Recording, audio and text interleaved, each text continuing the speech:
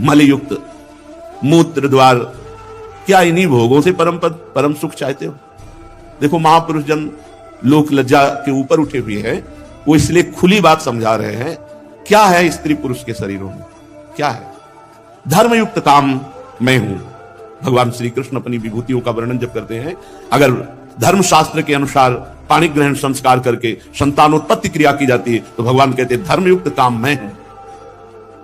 काम निषेध नहीं है, अधर्मयुक्त काम निषेध है। धर्मयुक्त संतान की उत्पत्ति के लिए यह काम क्रीड़ा है।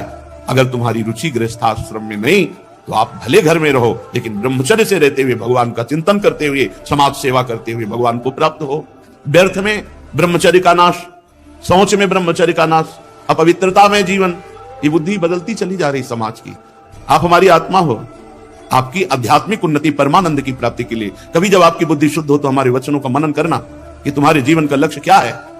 क्या मलमूत्र के ही द्वार हैं? भ्राता किम मरणम, पहले तो हे भाई क्या तुम मरोगे नहीं? दूसरा मलैक निलय, जहां से मल निकलता है उन द्वारों में प्रीति करते हो। स्त्री पिंड भोगा स्पृहा, ये क्या है शरीर? चाहे स्त्री का हो चाहे पुरुष का हो, इसी राग से तो तुम्हारी दुर्गति हुई है। भोग स्पृहा, भोग की आकांक्षा।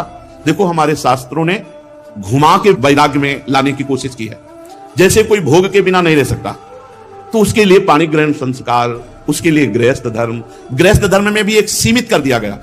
अगर आपके अंदर काम वेदना है, तो एक पद्धति शास्त्रीय रखी गई है। शास्त्रीय पद्धति के अनुसार संतानोत्पत्ति के लिए आप अपनी पाणी ग्रहण की हुई पत्नी में संतानोत्पत्ति की भावना से, अन्यथा आप संयम से रहें, ब्रह्मचर्य से रहें, जीवन को भगवान के मार्ग में बढ़ावें। इसलिए हमारा मनुष्य जन्म हुआ। ये भोगों की छूट नहीं दी गई कि आपका ब्याह हो गया गृहस्थी में। तो देखो, अगर आप संयम से चलेंगे तो भगवान भी प्राप्त हो जाएंगे, और भोगों का भी धर्मपूर्वक भोग भोगते हुए आप निकल जाएंगे।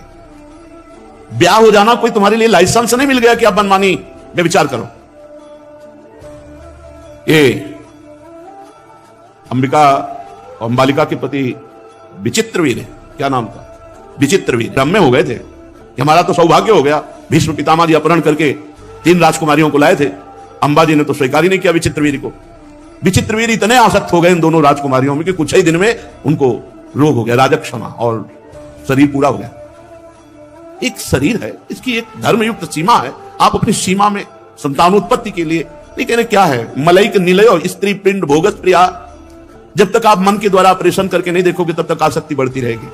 कुछ नहीं भाई, हम तुम सब यही बोल रहे हैं, लेकिन आसक्त उसी में है। यही भगवान की प्रचंड माया है। ये जब तक नाम जप नहीं होगा, तब तक इससे नहीं निकल सकते। खुली बात है। खूब को घृणा होने लगेगी, घृणा होने लगेगी। नाम जापक भगवत प्रेमी श्री अम्बरीश जी महाराज नवीन रानिया है।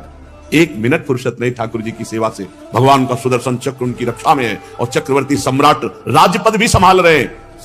एक भी स्पृहा भोग की नहीं है। ऐसे महापुरुष की दुर्वासा जैसे त्यागी महापुरुष भी उनके सामने नतमस्तक हो गए, चरणों में गिर गए और कहा, मैं आज देखा भगवान के भक्त की कैसी अपार महिमा है।